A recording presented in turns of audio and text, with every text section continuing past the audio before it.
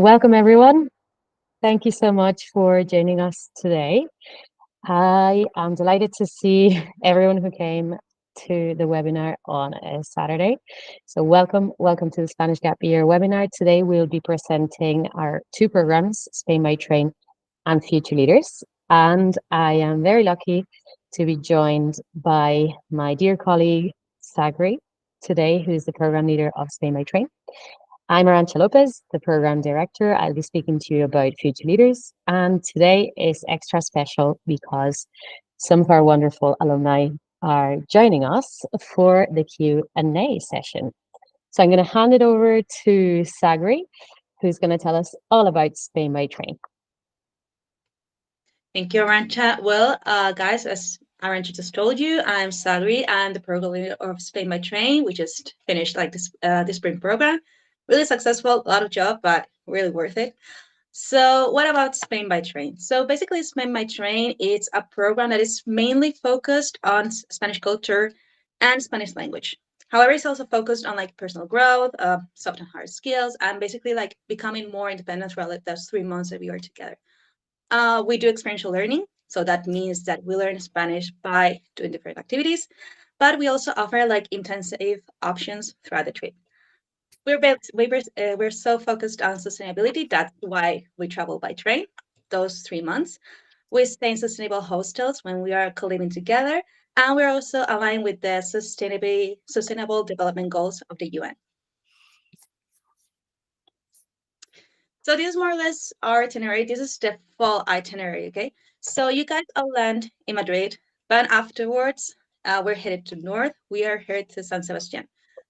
This program is 12 weeks long. So that means we're staying 3 weeks in smaller cities like San Sebastian, Salamanca, and Granada. And then we're going to be spending 1 week in other places like Madrid, Barcelona, and one adventure week in Asturias, which is actually like lots of fun. As I told you, we guys arrived to Madrid, then we head to San Sebastian. Afterwards, we go to Asturias for our adventure week, where we do surfing, canyoning is my favorite, hiking, Via Ferrata, and we also cycle the Camino Santiago for 3 days.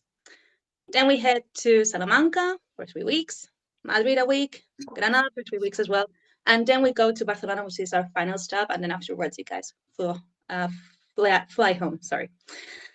In San Sebastian, Salamanca, and Granada, you guys will be staying with host families. Okay, so you get like the full immersion, get to get like the full Spanish culture and everything. But when we are in Asturias, when we're in Madrid, and when we're in Barcelona, we're all together. So here you can see like some examples of what I'm talking about. This is, for example, us in Asturias, this last program, just doing the Camino Santiago cycling. It's really beautiful. It has like amazing landscapes. This is Granada, where we were having like a cooking class. We actually have cooking class in the three main cities of San Sebastian, Granada, and Salamanca. Okay, we have like a weekly cooking class because the idea, guys, is to like teach you how to cook, how to like cook dishes for yourself, especially when you go off to college or whatever. And like it's basically Mediterranean diet, as you guys know, it's really healthy. So, and then here's an example of Salamanca where we show you like the culture. Here we're visiting the Cathedral of Salamanca with the beautiful landscapes and everything. So that's an example. Then this is San Sebastian. San Sebastian is a coastal city, so we do a lot of sports related to water, and it's really important. Here, for example, we're doing surfing, and then in Barcelona and Madrid, we basically visit the cities, but we also, like, for example, in Madrid, we have like a theater class, which is actually lots of fun. So what's more or less a week in Spain by train? So here, for example, we have like the schedule of this last program in Granada, okay? So you guys have like 6 hours of a structured program a day. So it's like well balanced with your free time in case you want, afterwards you want to do like something on your own with your peers, you want to go out to eat, whatever you guys decide. Here, for example, I'm pointing out at the one-to-one meetings, okay? We have one-to-one meetings with me just to check on you, how you guys are doing, how you guys are adjusting, you have any concerns, whatever you guys need, okay? I'm over here. And first, they will be weekly, but then as the time goes by, we just do them like every 2 weeks, more or less. Every so often, we will be doing like full day trips on Saturdays, okay? So depending when we are, we visit it like different regions. For example, when we are in San Sebastian, we go to visit France because it's so close. When we are in Salamanca, we go to visit Portugal because it's so close. Like we have the chance to visit like different countries as well. We integrate like the Spanish language and culture. So, for example, here you can see these are examples of like experiential learnings. Okay, so for example, we visit like the cathedral and the royal chapel in Granada, and that's everything in Spanish. We tell you guys about the culture. We talk about Spanish economics and Spanish economics in Spanish, and then we go to visit different places so to example everything. So that's like the whole idea. And the cooking class I was talking you about. And here, for example, we have the SUI projects and GAPR-led activities. So we do GAPR-led activities, which is actually really important. Okay, so the whole idea is that each GAPR designs, creates, and promotes an activity they want to do, something they're passionate about. So, for example, we had paddle games. We've had like karaoke, and recently we also had like a charcuterie board competition. It was actually lots of fun. And the idea is like to develop soft skills, like for example, communication, leadership, planification. That's like the whole deal. We, as I told you guys, we were really focused on like to self-development and self-growth. So we are really focused on hard and soft skills. So for example, hard skills, the main one are going to be budgeting, shopping, cooking, and cleaning, especially when we're all co-living together. Okay, that's the whole idea, co-living together. And navigation. So like every time we go to a new city, we do like a navigation session to how to find a map or like how to use a map and everything. We encourage you guys to use Google Maps. It's your best friend here in Spain. And Spanish language, of course. And then in terms of like soft skills, we really focused on leadership and conflict resolution. And leadership is, for example, like the GAPR-led activity of paddle I was telling you guys about. Communication, collaboration, peer support, and healthy socializing. So it's really important for us, all the things related to group dynamics and decision makings, resilience, and learning when to ask for help. So this is basically Spain by train. Okay, and now I'm going to give Arancha, I'm going to let Arancha continue. If you have any questions about Spain by train, you can write those in the chat for the later Q&A. Okay, so. Thank you, Sagri, so much. So, in Sagri's last slide, she spoke about soft skills, and those don't just apply to Spain by Train. We also develop those throughout the Future Leaders program. We work a lot on leadership because, of course, we are working in teams to develop different business ideas, and there are leaders, captains in each team that rotate at different times. The guys can speak to that later on as well. And sometimes we have to work on conflict resolution as well within the teams when perhaps the decision making, the decision that the group took perhaps isn't your favorite, and you still have to roll with the group for that week and so on. We work on communication from many different perspectives as well. We do a lot on public speaking when preparing for the pitches and the presentations that I'll tell you about later on. We have to draft emails and communicate with peers at work, with supervisors at work as well, and do so in a more formal register. So we are developing those soft skills as well, and we'll talk about hard skills later on. Future Leaders, in contrast with Spain by Train, is about internship and entrepreneurship. So gaining real work experience and developing entrepreneurial skills. There is an element to Spanish language as well, but not as much as there would be in Spain by Train. Our itinerary is a bit more simple than that of Spain by Train. We don't travel as much as a part of the program. We do the first month in Madrid. That's for 4 weeks. It's also a 12-week program. So for the last 8 weeks, we moved to Barcelona. But those are the main 2 cities that we are going to be living in. I'm going to show you the structure of what a week in Madrid looks like, and then we'll go see what a week in Barcelona looks like. You land in Madrid, and this is your launching pad, your preparation month. So it's a bit of a softer landing. You're going to be living in a host family, and their intention to allow you to live with a local host family is to be immersed in the language first and foremost, whether you're a beginner or a more advanced Spanish speaker. And to give you that extra support, if you need anything, you have that closer link with your host family. The meals, breakfast and dinner are done at home as well. And you have the opportunity of observing what life is like with a Spanish family and what their routine is about. So you are doing a lot of Spanish learning in the mornings, and this is Monday to Friday, quite intensively from 9:30 a.m. until 1 p.m. It's all about Spanish classes. You are going to be in a very central school with all the different levels open to you. So whether you are a complete beginner or a very advanced speaker, you'll be integrated in the right class for you. And then you have 4 afternoons in the week because Friday afternoon is off. You get to start traveling on Friday. So out of those, Monday, Tuesday, and Thursday is for entrepreneurship.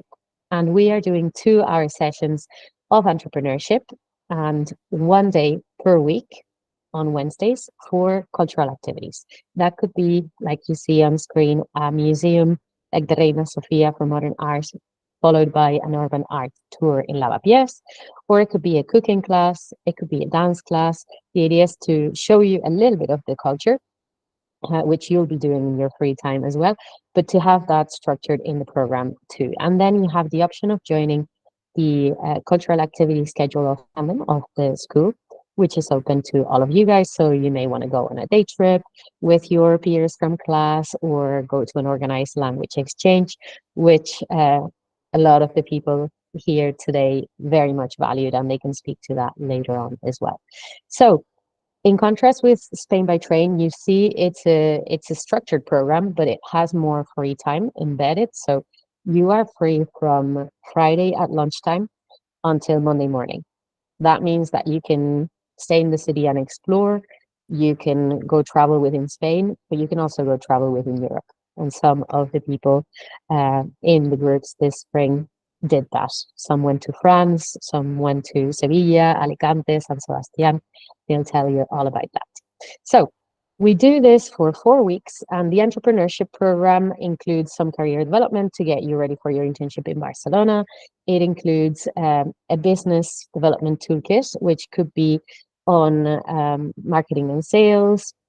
And we do a boot camp at the end of the 4 weeks, which is all, in fact, about marketing and sales and developing a digital marketing strategy for an NGO that we partner with, and an actual in-person sales strategy, which we do at a local market.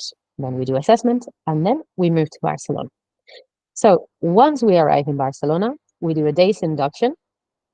You are settled into your dorms. So we are moving from a homestay context to a more independent living context where you are all living in the same dorm building within a university campus, but you all have your own private room and suite.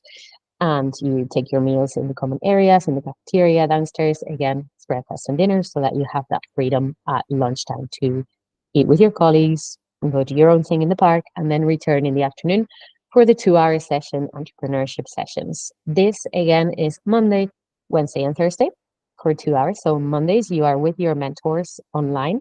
And on Wednesdays and Thursdays, you are in person on site with your coach who will help you develop your business ideas and guide you in the process of how to bring them along. So Tuesdays are for Spanish. It's your longer day, if you will, because Spanish lessons are 3 hours as opposed to two. And it's a maintenance lesson, as we call it. You are no longer doing those intensive Spanish lessons as you did in Madrid because you're busy working. Some of you might be using their Spanish at work, some of you may not if you don't have a proficient level of Spanish, but you do have that maintenance Spanish class. And we're on to Fridays once more, where you are free from lunchtime and you can continue to travel around Barcelona to Cadaqués, Costa Brava, the beautiful spots, or further afield if you wish. On to some of the highlights that Gappers mentioned in their evaluation forms. Free time was one of the things that they say they appreciated because this spring was our pilot program for future leaders. And therefore, we started with very intensive schedules where we were doing 3 hour entrepreneurship sessions throughout the first month. And we sat down together and we spoke about whether it would be better to drop to 2 hour sessions. We agreed to try it, and it worked out really well because everyone was working just as efficiently, if not more, because they had more energy. They were simply less tired, and they had that extra hour in the day to go to the gym or meet friends or go explore a place in Barcelona that they hadn't seen before. So that was something that we have improved for programs going forward. Working with their mentors came up in absolutely every form. We work with very experienced entrepreneurs who guide the teams throughout their process, and Gappers really valued them. They're from different countries, they have different cultural backgrounds, and we think that it was a very enriching opportunity with for them all. And then, of course, the pitches that they got to do in front of a panel of entrepreneurs and investors. You see Charlie here, one of our alumni, who will be joining the Q&A later on.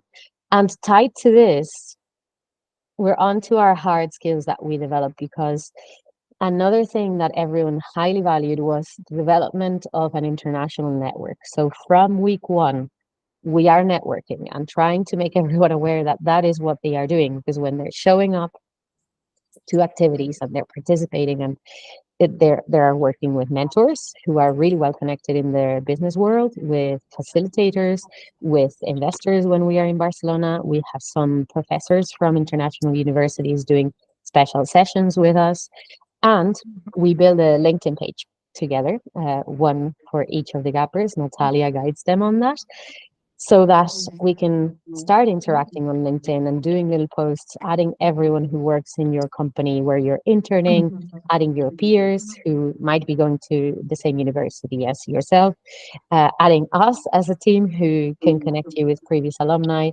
with alumni who might already be graduating and have an extensive network in the US or abroad. So building that network from so early on seemed to be a huge asset for everyone. Charlie, I'm really sorry. Could you mute your mic? I'm so sorry. There's a little bit of noise coming in. Oh, sorry. I didn't No know it worries. was unmuted. That's my bad. No worries. Thank you so much.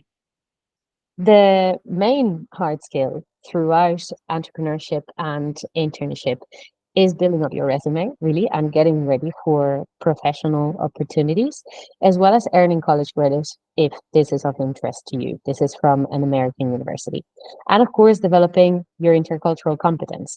This is not just from the cultural activities that we organize or the cultural experiences that you might have in your free time. It's also cultural localization and maybe suffering a little bit of culture shock in the homestay or in your host company, because culturally we work very differently and there are different expectations, and still learning from it and still succeeding in that.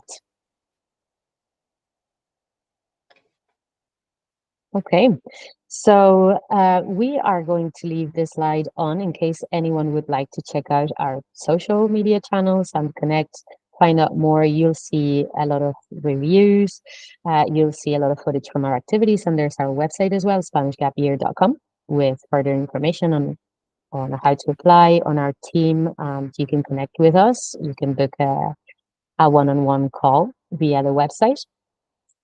Thank you all so much for coming and for listening in. And if you would like to turn on your cameras, we'll open the floor to questions. We're going to start with questions for Spain by Train, and then follow with questions for future leaders, if everyone's okay with that. Sagri, I believe, wanted to start. Yeah, so my alumni here from Spain by Train, I wanted to ask you, what was your biggest learning throughout these 3 months in Spain?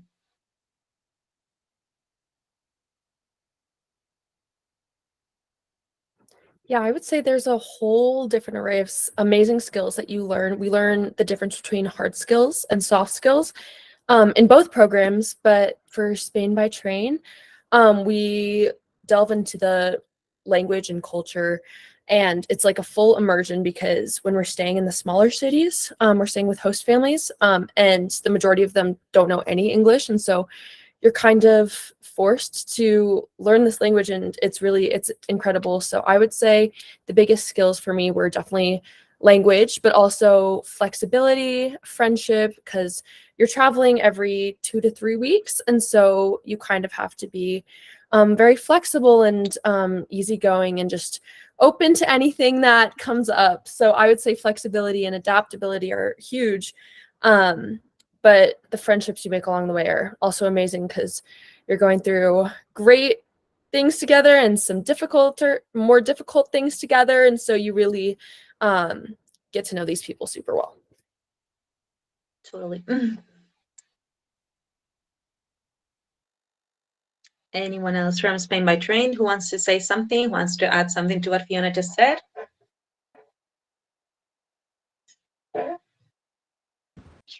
I think I learned a lot about Spain itself. Before going there, I didn't really realize how unique every region is and how many different, like, I don't know, how many cultural differences there are just between the North and the South.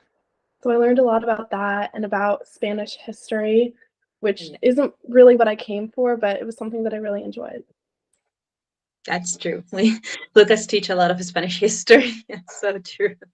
Okay, and now if anybody wants to ask any questions to our alumni about Spain by Train, floor is yours. Yeah, I'd like to know a little bit more, Fiona and Annie, if you could talk a little bit more about your host family experiences, just a little bit more of a deeper dive, maybe give some examples of things that you might have done or how you connected with them, or if you connected with them as much as you thought you were going to, just a little bit more about the host family experience. Yeah, for sure. For me, so you have 3 different host families, one in Granada, one in Salamanca, and then one in San Sebastian.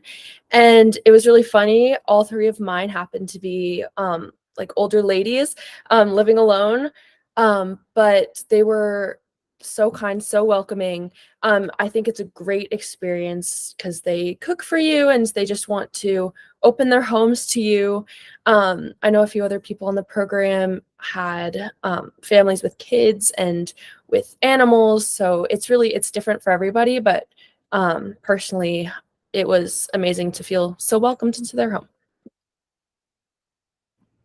Yeah, I'd like just to add. You go. Sorry. Oh yeah, just different. My host families were much young families, and my last one actually had 2 very young twins. So it was definitely a very different experience. It was nice. You got to interact, help take care of like the kids, and you also got to they would ask me to play board games all the time and soccer and just other random stuff. So it was a great time to just really learn the culture and go through the daily young household activities and get to see it firsthand. I would say I had a more similar experience to Fiona. My first host family was a single mother and her daughter who was my age. So that was really great. She was able to introduce us to all her friends and she knew all the fun places to go. So that was great. And then my second one was a mother, an older grandmother, I guess. And she was really welcoming. She took me and one of my friends to a fashion show that I would have never known about had it not been for her. And I got to have a really cool experience. And then my last one was also a single mother. And yeah, both of them were just so warm and welcoming and always wanting to make sure you had the best experience possible, recommending places to go and new activities. Thank you, that helps.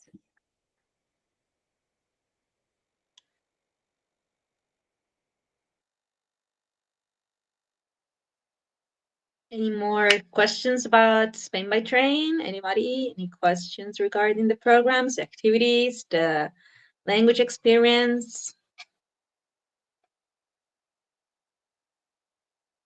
Yeah, you could speak a little bit more about the language. Everyone's coming in, I'm assuming, at different levels of their Spanish proficiency. And with Spain by Train, with the group size, was it more one-on-one tutoring if everyone had different levels, or was it more of a group experience? How did you navigate the different levels of proficiency with the classes? Yeah, you're completely right in that in the group, everybody kind of came in at a completely different skill level. But it depended on where we were. So when we were in Granada, we got the choice between experiential learning and intensive learning, and all of us wanted to do experiential. So basically, we were split into smaller groups, just in our program, just the 6 of us, into 3 different levels of Spanish, or 2 different levels of Spanish. And Sagri taught one group, and we had a lovely teacher, Juan Luis, who taught the other group. And so basically how it worked was we would do like sit down, more specific, like Spanish history and Spanish language, and then we would actually go out into the city and see the things we were learning about in the history. In Salamanca and San Sebastian, we did intensive learning. So we actually worked with another school that has students from all over the world. And so that was also a really cool experience, getting to meet people from all different ages and from all over the world to learn Spanish. So a little bit different.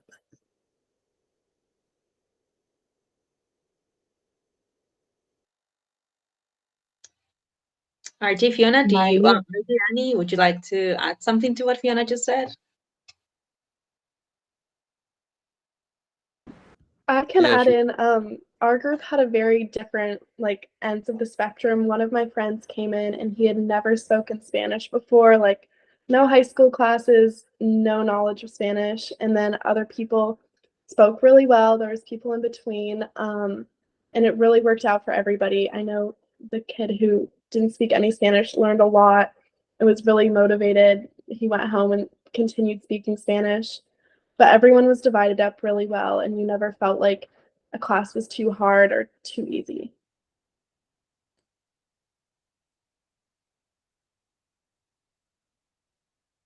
Okay. Any more questions about Spain by train? Anybody? For our fellow alumni? Maria, if you're still there, Maria is Hi. coming to Spain by train in the fall and teach leaders in the spring. So it'd be great to have some questions from you since it's already upcoming, right? Do you have Yeah. any more practical questions about how to prepare for the trip or anything like that? Yeah, maybe what were some things that you ended up needing or wanting while in Spin by Train that you wish you could have packed, I guess, or knew about?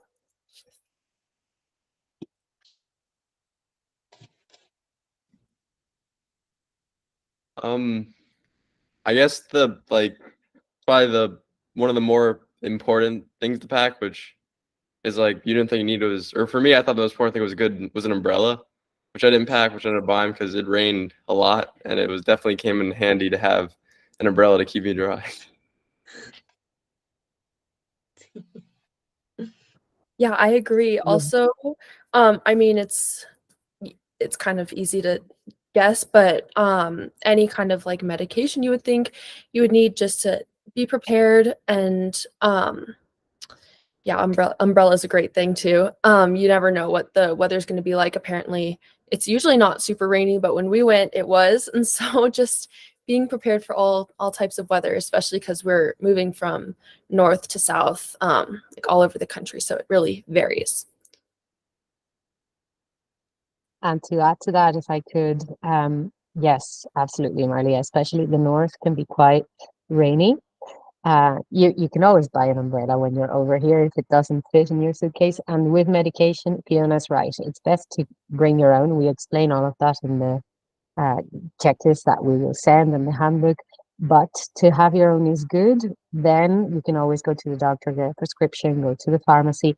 But the medications might have a different name or a different brand, and you might feel more comfortable with something that you already know from home. Mhm. Annie, would you like to add? Oops, sorry. I was Oh, saying, sorry. I would add in that like a really good suitcase, or luggage that you know everything is gonna fit in. I think it's so much better.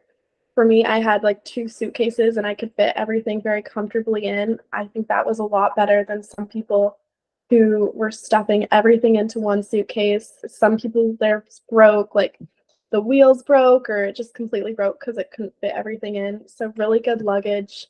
And if you overpack 2 instead of 1.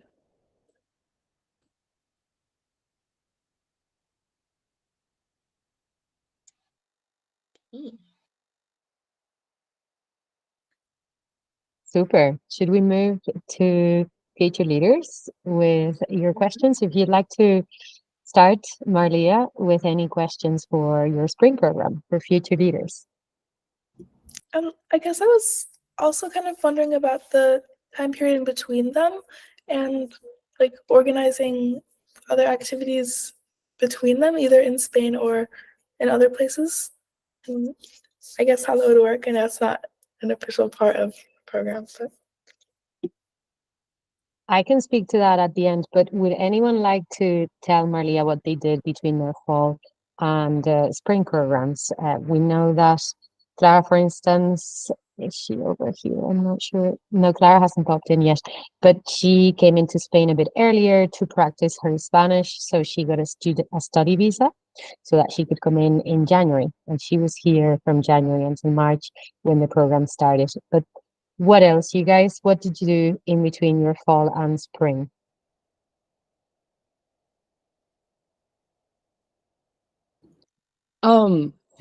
Sorry, my dog and dad just came back. Wait, I'm on Zoom calling. Between my no, it's okay, but it's recorded. You're okay, Kylie. Yeah, between my fall and spring program, I know a lot of people on the program ended up going and traveling in between because they had a visa that allowed them to do that, or maybe they just went somewhere outside of Europe, like to somewhere in Latin America, or some people I think also did like other internship programs in between. For me personally, I worked in between, and I know that a couple other people probably did that as well. So it kind of varied throughout.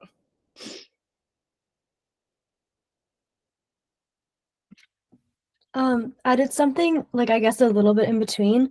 So I was on a structured program in South America in the fall, and then I did Future Leaders in the spring. And between that, I did a work exchange in Chile. So I was abroad, but I was working for my room and board, and just getting work experience and being a bit more settled than like programs where you're moving around and having like a ton of activities and a ton going on. And it helped with my Spanish before as well.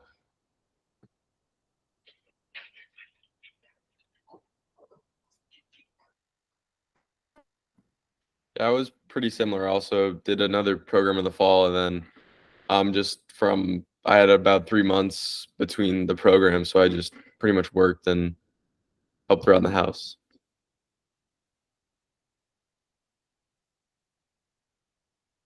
thank you.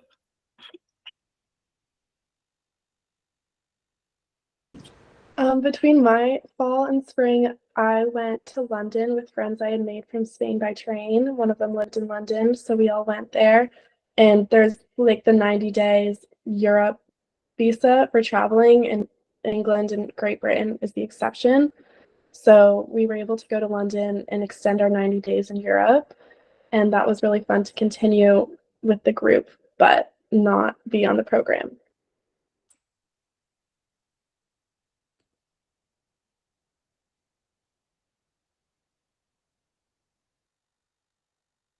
Does that help, Marlia?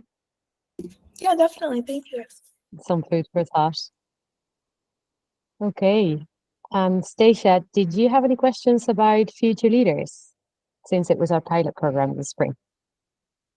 Yeah, I would say some of the students that I've worked with and are thinking of for next year are, wanting to know with the age. I know there's a partnership with another internship organization, and there's sometimes some integration with that organization. And some of these students are more like juniors in college, and some of the gap year students are right out of high school.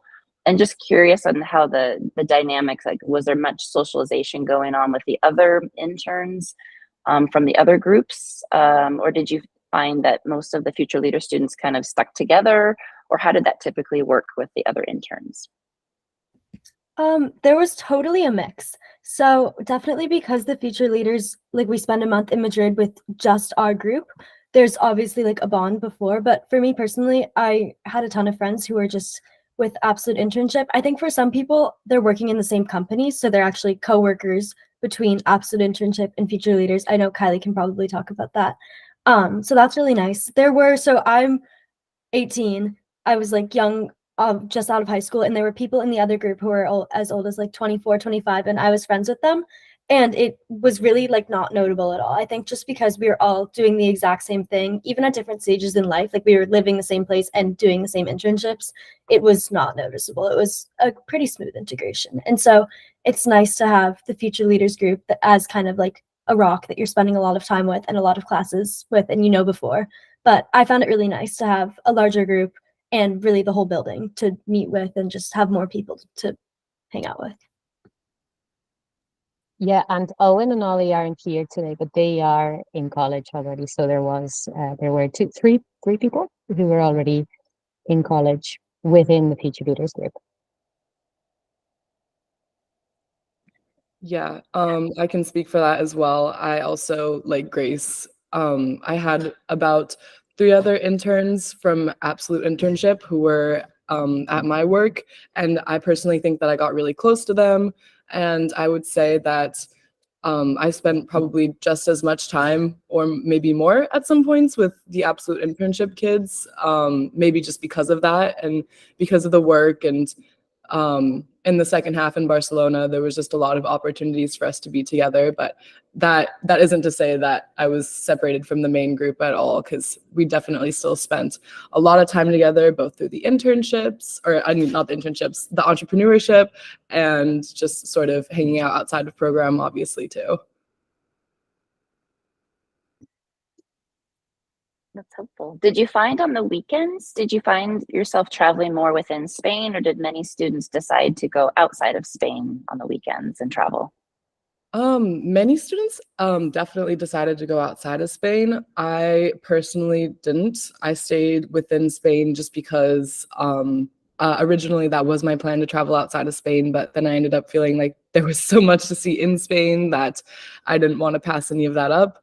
But yes, many students I know, some made it out to London, and I think Owen might have made it out to, oh gosh, I'm forgetting. Well, he was in Paris for a second and maybe in Dubai. I don't quite remember, but No, he went to Budapest. Budapest, right?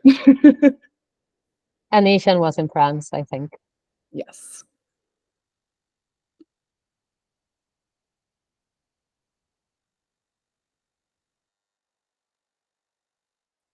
Marlia, do you have an idea of what industry you'd like to intern in? Oh yeah. Oh, I was thinking about something in politics or law or business or journalism. I know it's more difficult for law and politics, so I was thinking business or journalism instead. But I also had kind of a question. It's not that important, but about because you're living in the dorms at the University of Granada, I think. So do you interact with any of the students there? How does that work? Or is it like a separate kind of hall, I guess? Sorry, I'll pick. Yeah, it's the University of Barcelona. And that's right? In Aleu, you were living with students from the university. Yeah, I actually loved that part. I met a bunch of girls who went to the University of Barcelona, and I would have dinner with them sometimes and like hang out with them occasionally, usually speaking Spanish. Almost all of them spoke English too, so like you shouldn't feel that you're not able to make friends in like who are at university in that city if you don't speak good Spanish. But for me, it was a really good low stakes opportunity to practice. And they were just so nice and friendly. And I just really liked meeting like a broader circle of people. So it's totally possible, super easy. At least I know also in the building that we lived in, there were people who were like event organizers. And so they would do like organized nights out or activities organized by the building or the students for like the entire residence. So there were bonding activities that make it super easy to all meet each other. Thank you. And can one of you guys, I'm not sure if Charlie's back, I think he is. Can you tell us a little bit about what you did in your internship, Charlie, and well, Grace and Kylie, you too. Can you tell us about what industries you interned in and what the experience was like? Yeah, I am back. I can answer a little bit about that. So my company was a jewelry company, and it was just a woman who was like a designer with a vision. She kind of did everything herself. So it was me working with her, and she didn't have a ton of info or experience in like SEO, and she needed some help finding inspiration for different things like photo shoots and like inspiring jewelry design. So I kind of was hands on with everything, and I'm really interested in jewelry design and fashion design in general. So I was kind of in the whole experience. I helped her with some of her jewelry design. She'd show me like pieces she'd be working on and ask for advice with the design. And I remember one time she asked me to find like inspiration for one of her photo shoots that she had coming up. And so yeah, it was just like a really cool experience, and it did give me the experience in the business side of like what a jewelry company actually would be, as well as the jewelry design itself.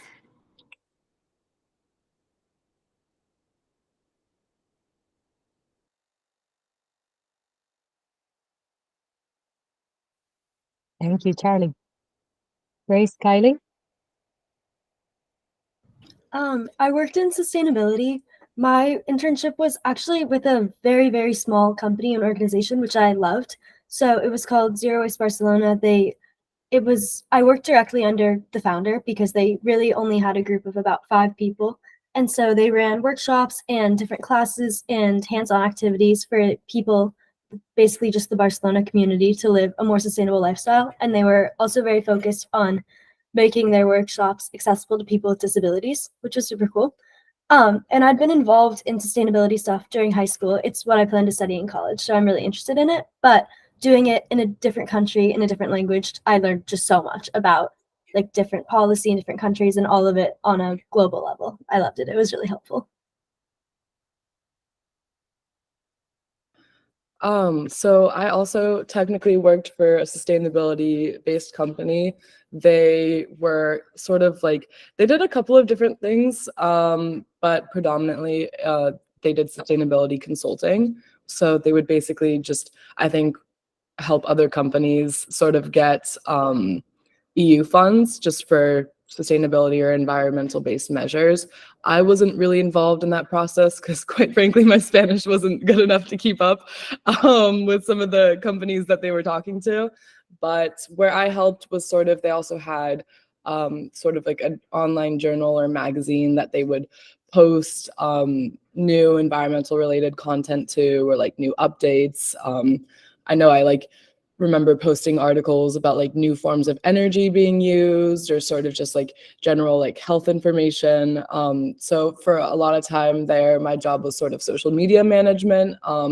I was posting, they were definitely a smaller company. I was posting to their TikTok and Instagram sort of about events they're going to, and also just the articles that they have on their magazine. I know that there was a couple of like conferences / conventions related to sustainability in Barcelona that I would be brought along to on some of my work days. And we would take videos or pictures and sort of just like listen along, and then conduct interviews afterwards with some of the members of those like conferences. And we would towards the end, I sort of got switched off of social media, and I was working, it was sort of like a paper that was going to be published on their magazine relating to urban mobility in Barcelona. And I know some of my other interns, their entire time were actually working on papers there rather than working on sustainability. So sort of changed based on, you know, what you sort of wanted to pitch in on or what you had interest in. They were kind of sort of able to swap things around. Thank you so much, you guys. Thank you.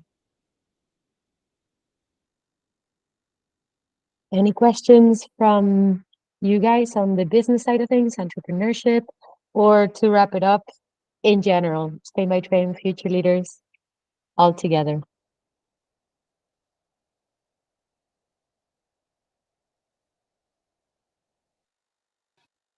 I do have a questions for our alumni about Spain by Train, guys. Something that it's really important, but I want you to tell me how was co-living all of you together.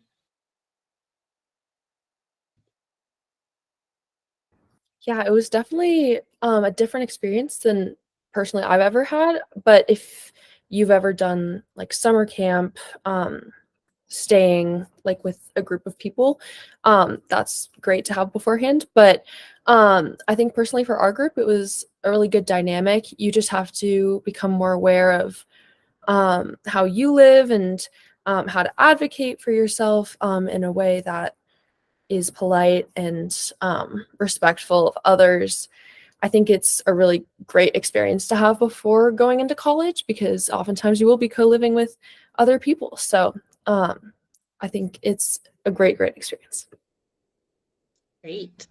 Annie, RJ, you want to share your thoughts? Yeah, sorry, RJ. Yeah, sorry, I agree with Fiona completely. Yeah, it's also it's like probably the best way to get to know everyone in your group because you're with them basically all day, every day. You live with them, and it really helps you work with problem management because when you're with someone all day, you can't be mad at them. And there's like, you get tired and people get agitated at times, but you really get to know each other and you really end up bonding just from all the co-living. Okay. Annie, how about you? I would say, yeah, co-living was definitely one of the highlights of my experience. I loved when we were all in a hostel together, talking. Like on our last week in Barcelona, every person was in one room, and that was one of like the funnest parts of the trip. So I think co-living was really good. There could definitely be challenges, but I really couldn't think of any for us. Yeah. That's true.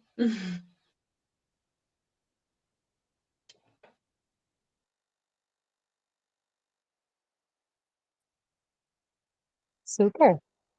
Any other questions, you guys?